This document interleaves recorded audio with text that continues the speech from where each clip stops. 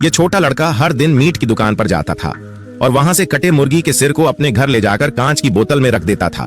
लेकिन एक दिन इसके पापा इसे यह सब करते हुए देख लेते हैं और इसकी बेल्ट से पिटाई करते हैं। और अब यह लड़का बड़ा हो चुका था, लेकिन फिर भी इसके पापा इसे बेल्ट से मारते रहते थे। और फिर एक दिन इसके पापा शराब पी रहे थे, तभी लड़का पीछे से जाकर रस्सी से अपने पापा का गला घोंट देता है और उनकी लाश को ले जाकर रातों रात जमीन के अंदर गाड़ देता है। फिर एक छोटी लड़की संगक पर मोर पंख को देखती है और मोर पंख उड़ जाता है तो लड़की उसे लेने के लिए उसके पीछे पीछे चली जाती है। और इस लड़की के मम्मी के बहुत देर ढूंढने पर छोटी लड़की नहीं मिलती है तो इसके परिवार वाले पुलिस में बच्ची के खो जाने की रिपोर्ट लिखवा देते हैं। और पुलिस के तहकीकात करने के अगले दिन ही झाड़ियों में उस लड़की की लाश मिलती है।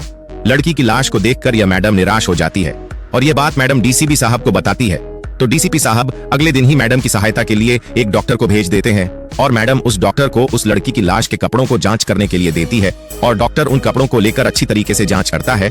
फिर डॉक्टर कपड़ों से मिले सबूतों से मैडम को उस रास्ते तक लेकर जाता है जहां तक वह लड़की गई थी और फिर एक ऐसी जगह आती है जिसके आगे डॉक्टर भी कुछ नहीं बता पाता है। तो मैडम डॉक्टर से और सबूत ढूंढने को कहकर उस जगह की अच्छी तरीके से छानबीन करने लगती है।